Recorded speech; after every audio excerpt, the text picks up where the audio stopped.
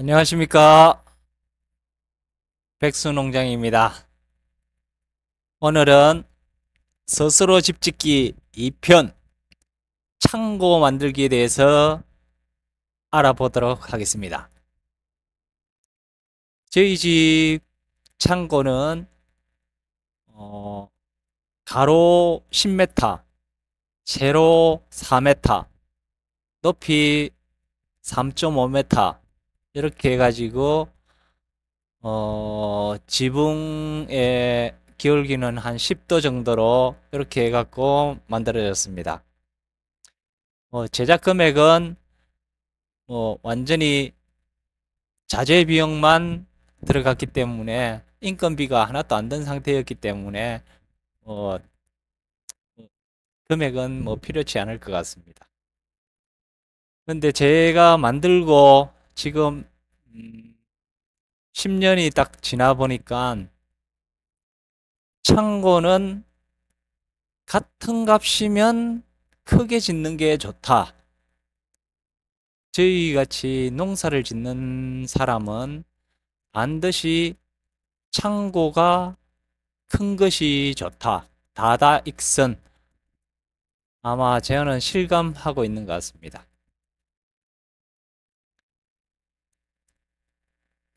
집이 큰 것도 좋지만 집이 큰 것보다는 창고가 큰 게 훨씬 어떤 사용하는 그 용도가 많이 좋다는 그런 생각을 하게 됩니다. 그럼 스스로 집짓기 2편 창고 만들기에 대해서 그럼 상세하게 알아보도록 하겠습니다. 창고 기초를 만들기 위해 먼저 나무 거푸집을 만들었습니다. 그 다음에 바닥은 폐골재로 채워진 곳이라서 바닥에 비닐을 깔았습니다. 비닐을 깔지 않으면 레미콘을 부었을 때 아래로 레미콘이 다 흘러내려서 레미콘이 타설이 되지 않기 때문입니다. 거푸집에 비닐을 깔고 그 다음 철망을 깔고 그 다음 레미콘을 타설을 했습니다. 레미콘 타설을 할 때 내 모퉁이에는 기초 앵커를 설치를 했습니다. 그리고 기초 앵커가 없는 부분은 앵커 볼트를 설치해 가지고 용접 타입으로 해서 설치를 했습니다. 기둥은 아연도 사각관 100mm 곱하기 100mm를 사용했고 모두 8개가 용접을 통해서 결합되는 방식을 채택했습니다. 그리고 상부는 중간대와 활대를 설치했습니다. 기둥에 C형광을 용접했고 벽체는 100T 판넬을 사용해서 부착을 했습니다. 지붕은 청색 루프 판넬 150T를 사용해서 설치를 했습니다. 물론 루프 판넬 스크류는 방수가 되는 캡 타입으로 설치를 했고요. 지금 모든 자재 이런 것은 될 수 있으면 중국산보다는 그래도 한국에서 생산되는 그런 자재를 사용하는 게 훨씬 더 단단하고 좋습니다. 항상 판넬이라든지 사각각관 이런 걸 구입할 때는 반드시 그 사장님께 이런 말씀을 하십시오. 중국 자재 말고 조금 더 두꺼운 한국 자재로 달라. 그러면 중국 자재보다는 조금 더 비쌉니다. 금액 차이는 많이는 나지 않습니다. 반드시 용접을 하는 그런 타입 기둥들, 그 다음에 어떤 뭐 중간대, 활대, C형광 이런 것들은 될 수 있으면 모든 자재는 한국산 자재를 사용해 하시기 바랍니다.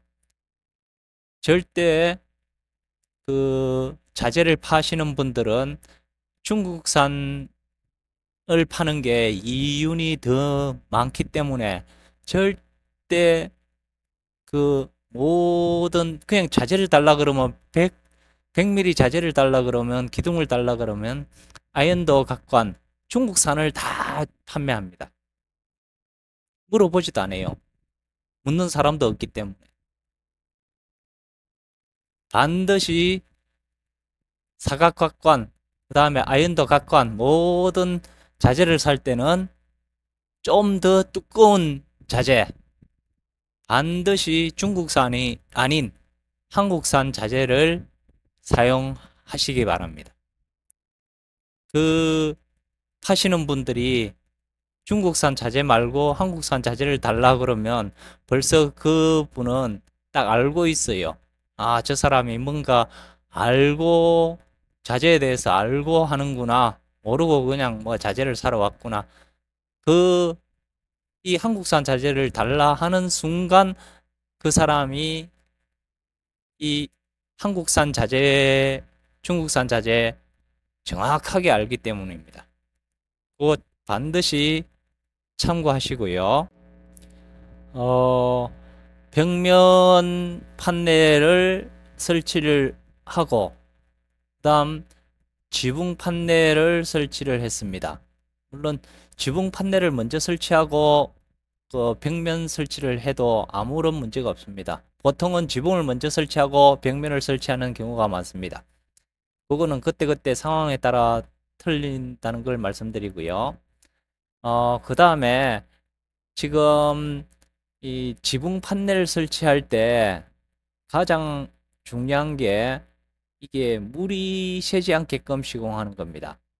물이 새지 않게 시공하기 위해서는 반드시 아무리 그 방수되는 그 캡볼트를 쓴다고 하더라도 될 수 있으면 그, 그 끝단부 씌우기 전에 그 실란트 이런 거를 살짝씩 발라주는 것도 아주 좋은 방안인 것 같아요. 그리고 모든 판넬의 그 끝단부는 청색 캡을 씌워가지고 좌측 우측 비바람에 그 안에 스며드는 그런 걸 막아주는 것도 좋을 것 같습니다. 그리고 벽체 창문을 다는 것은 그 요즘 판넬 타입의 창호를 사용했습니다. 그 시공이 간편하고 아주 그 판넬에 그냥 판넬 설치할 때 탁탁 꽂으면서 시공하면 되기 때문에 그 판넬 타입 창호는 굉장히 편안한 그런 작업을 할 수 있고요. 그 다음에 출입문은 양문형 방화문으로 이렇게 설치를 했습니다. 문이 조금 창고는 넓어야 할 것 같아 가지고 양문형으로 설치를 했습니다. 그리고 지붕에서 흘러내려오는 빗물은 그 빗물 처마 홈통을 설치해 가지고 그 100mm짜리 배관을 통해 갖고 바닥으로 해서 우수관로에 연결을 했습니다. 그리고 그 모든 벽체 그 모서리 부분들은 90도 앵글 판넬을 사용해 가지고 전부 마무리 시공을 했고요. 내부는 수납칸을 설치할 수 있는 데까지 설치를 했습니다. 수납칸을 많이 설치하면 창고가 좁아지기 때문에 필요한 만큼 이렇게 설치를 해가지고 공구라든지 이런 것을 공구하고 자재 이런 것들을 이렇게 정리정돈을 해서 사용하고 있습니다. 자, 창고는 무조건 크게 지어야 한다. 그게 조금 제가 설치하고 나서 지금 창고가 조금 작다는 생각을 아직도 미련을 못 버리는 게, 정말 창고는 조금 더 크게 지어야 된다는 그 생각에 변함이 없습니다. 제가 그냥 뭐 지을 때는 한 저 정도 크기만 해도 충분히 웬만한 건 다 들어갈 수 있겠다 싶었는데, 막상 짓고 보니까 정말, 아, 저거 2배 이상이 돼야 된다는 거. 저희들 같이 감농사를 짓는 사람들은 감 선별기가 딱 들어가게 되면 부족한 공간이 많습니다. 그래서 공간이 많이 차지하는 어떤 기기들이 많기 때문에 창고는 정말 좀 크게 지어야 된다는 그런 말씀 드리겠습니다. 자, 이상으로 백수농장 스스로 집 짓기 2탄 창고 만들기에 대해서 설명드렸습니다. 물론 모든 게 스스로 집 짓기를 하다 보면 가장 뭐 돈을 절약하는 것도 있지만, 모든 게 더 중요한 것은 자기가 스스로 한번 모든 것을 해본다는 것, 그 자체가 가장 중요한 것 같아요. 정말 최고로 신나고 즐거운 것이 스스로 만드는 것입니다. 이상 즐거운 시간 만드시기 바랍니다. 백수농장이었습니다. 감사합니다.